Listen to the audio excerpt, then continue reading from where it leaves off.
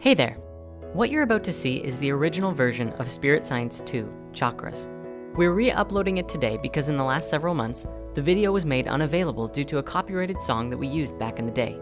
But before we begin, we'd like to give you a little heads up about some of our other projects behind the scenes.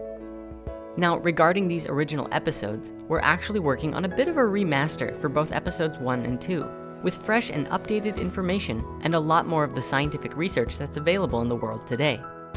Of course, we're also working avidly on our nutrition series, episode 33, which is set to become a complete Spirit Science food and health movie. In addition to that, our Patch Tarot project has been a very large focus for us, and we're close to launching several new original episodes, telling the story of the major arcana, and even launching some exciting new updates to the cards. For those who have been checking out our website or social media channels, we've got some awesome new changes to our site, spiritsciencecentral.com. along with a redesigned homepage coming soon. And in case you didn't know, we're still publishing plenty of new written content there daily, just in case you're looking for more stuff to read by us. And last, but certainly not least, we're working very hard on a special continuation of the Spirit Science history movie. Now that's all we can say about that for now, but we can promise you're going to love it. So thank you so much for tuning in and enjoy this original episode of Spirit Science 2, Chakras. Man, know thyself, and thou shalt know the universe and God. Hi there, welcome back. As we touched upon in lesson 1, the world right now is in an incredibly disharmonic state. A few people mentioned that we've always been disharmonic, and this is true. In fact, we've been growing more and more disharmonic for about 13,000 years now. It's in our DNA, and it's something that we're passing through as a species. We're at the end of it though, and we will never be here again. We're just not in tune with ourselves, and mass consciousness is beginning to realize it. The reason for this, however, is not because of bad politics or greed in business. Those are simply long-term manifestations of the real problem, which lies on a much more individual level. The true problem is in our old way of thinking, creating tension on every level. This will become more apparent as the lessons go on. We're going through something of a shift right now into a completely new state of being, with a new way of thinking and a different understanding of the one reality. In today's lesson, I'm going to talk about chakras and how you can become more in tune with yourself and those around you on multiple levels.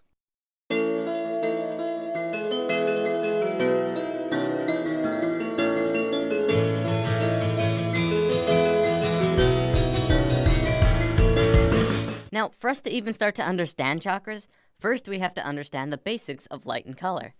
If you take pure light and shine it through a prism, the light will break into a spectrum of 7 colors. Red, orange, yellow, green, blue, indigo, and violet. We familiarly recognize this as the spectrum of the rainbow, or even more familiar, the basic palette in Photoshop. This spectrum as we know it is the foundation of every visible color.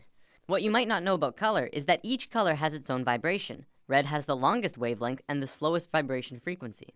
We recognize this as warm and stimulating. Violet has the shortest wavelength and the fastest frequency, and we recognize it as cool and calming. I don't think I have to describe what happens between these two colors. It's just a frequency change. This basic knowledge, believe it or not, is very important, but we're gonna have to look at some other stuff first. Now, in modern science, we've learned that certain colors can stimulate mental activity, and other colors can calm the mind. We know that we need light energy for nourishing our brain, emotion, physical body, and perhaps more importantly, our chakras. So, what is a chakra? The word chakra comes from the Sanskrit word meaning wheel. A chakra is a wheel-like vortex spinning in a circular motion within the body. This forms a vacuum in the center that draws in energy on a vibratory level. It can draw in anything from color vibration to microwaves to energy and emotions of people that we come into contact with. This works in tandem with the thought realm that we discussed last week, as thoughts are on a vibratory level. Right, so chakras are energy points that run vertically from the top of your head down your spine. Depending on how you look at it, there are 7, 8, or 13 primary chakras, as well as over hundreds of smaller, less important ones that are just scattered around the body. I'm going to cover the 8 and 13 later on, so for now let's just stick with the basic 7. Your chakras are kind of like the etheric motor of the soul. Not only do chakras draw in energy, each and every chakra radiates an energy of vibration and govern over a major organ or gland connected to other body parts that resonate of the same frequency. To have balanced and aligned chakras will make you happier, healthier, and more in tune with yourself. When one chakra center is out of sync, it may eventually affect the organs and glands that it's connected to, and cause chakras neighboring them to also go out of sync, causing a chain reaction and many bodily imbalances. A chakra can become out of balance when it is overactive, underactive, or possibly congested or blocked. This is almost always felt on a mental, emotional, or physical level. The benefits to energizing your chakras and learning about them are primarily for a harmony of mind, body, and spirit. Your mind alone cannot nurture your whole being, nor can a proper food diet solve all of your problems. It is through your chakras that you can learn to balance all of you, bringing you into a healthier state of consciousness. As I mentioned before, each chakra is connected to an organ or gland, which governs over a section of the body. The order of the chakras actually go from the bottom up, starting with red, and changing vibrations in each chakra until you get to violet. Before we go any further, think about this. When you break light apart, you get 7 colors. These are the same 7 colors that our physical body is tethered to. What would you see if you were to look at a human through an etheric prism? Are we beings of light? Think about it. Now, not only does each chakra connect to an organ or gland, but each chakra also has a very specific trait. The first chakra is survival and is connected to the adrenal gland. The next one is sex or interaction, which is connected to the gonad. The third is power or ego and is connected to the pancreas. The fourth is love and connects to the thymus. The fifth is expression and connects to the thyroid. The sixth is the third eye, which is psychic and intuitive and connects to the pituitary gland. Finally is the crown chakra, which is the spiritual chakra and connects to the pineal gland. Survival, sex, power, love, expression, intuition, spiritual. These are the 7 traits through which we grow and are at the core of our being. Do you know of a time when you were struggling with your ego, or didn't seem to have a heart, or couldn't express yourself? If you or anyone you know have a problem or come off too strong in any of these traits, the reason why is because of an imbalance within the chakras. Okay, so we know what chakras are now, yet we haven't even begun to scratch the surface of this topic. For the remainder of this lesson, I want to talk about methods of opening, activating, and charging your chakras. I feel like it will be more beneficial to you at this point. As we know, each chakra resonates to a color that we just discussed. Doing things like wearing clothing that matches the color of a chakra will cause it to resonate. I remember when I first learned about this, all of my chakras were closed except for my throat, which was way too open.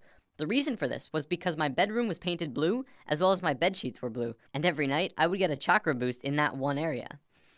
Sunlight is our main source and provider of light, heat, and energy. Sunlight itself consists of energies in the form of cosmic rays, gamma rays, X-rays, visible light rays, infrared rays, microwaves, and even radio waves. Lying in the sun for half an hour can give you a powerful energy boost. Eating food that matches the chakra colors are good as well. Eating red tomatoes and apples are good for the root chakra. Eating greens are good for the heart. Does this make you want to eat healthier? Color baths are a really relaxing way to open a chakra. You can get this organic fluid that you put in your bath, which changes the color of the bath. You can just lay back and relax and get an energy boost from the water itself. Finally, and this is the best way to open your chakras hands down, go get Reiki. I kid you not, it is the equivalent of spiritual surgery. You lie down and become super relaxed. A Reiki master will then individually go over all of your chakras, opening the ones that are closed and aligning them. See, Reiki masters are people who have had spiritual training on seeing your chakras. Yeah, they can actually see them through the third eye. They learn to move energy throughout their body and connect it and flow it into yours. It's a very amazing process. You may have to ask, but Reiki masters can also typically communicate to your higher self for you and ask you what you need to progress in your path. Reiki itself is growing more and more popular in the last 15 years, so it shouldn't be very hard to find a number of places near you that have it. If you're serious about this and you don't know where to start, Reiki is an excellent first step. Medical science has proven that toxins and impurities, including negative thoughts, chemicals in our food, and other pollutants can influence the body. If these are consistent, chakra imbalances can manifest, which may eventually affect us on a mental and physical levels. Traditional healthcare at this time is unable to naturally or totally alleviate symptoms or cure all of our problems. This means it is up to us to improve our health conditions. We cannot forget about our whole being. In today's society, we put way too much emphasis on independence and not enough on interdependence. Our chakras are interdependent of each other, and we need to take care of all of them to take care of our whole. And that's basics of chakras. Believe it or not, we haven't even begun to scratch the surface of this incredible and complex topic. Chakras 2 will be a few weeks away though. Next week, we're gonna look at indigo children and super psychics. See you next week.